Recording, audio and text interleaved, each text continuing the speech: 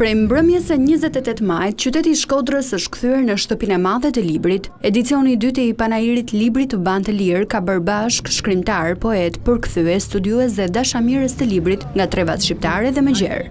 Panairi synon të promovoj leximin, krijimtarinë letrare dhe dialogun kulturor përmes një programi të pasur me promovime librash, ligjërata, tryeza diskutimi dhe sesione leximi.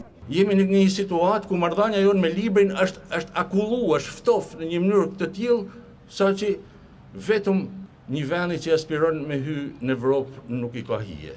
Prandaj tubime të tilla unë i shikoj si tubime për me shtruar probleme, jo për me fjalë të bukura dhe kush thot fjalinë më të gjatë etj.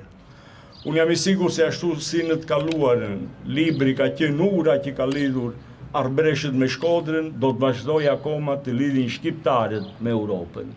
Jam plotësisht dakord me atë që tha profesor Stefan Çapaliku, duhet të bëhet më shumë, edhe pse një panair sigurisht që ka mbështetjen e autorëve, të botuesve, të lexuesve, por duhet të ketë edhe atë frim të kohës që jetojmë këta tri palë që japin mundësinë librit të vazhdojë punën e tij. Gjatë 3 ditëve të panairit, publiku do të ketë mundësinë të takojë autor të njohur të marrë pjesë në diskutime mbi letërsinë bashkëkohore dhe të ndjek promovime të botimeve më të reja. Panairi do të kulmojë mbrëmjen e 30 majit, ku do të ndahen edhe çmimet e këtij edicioni.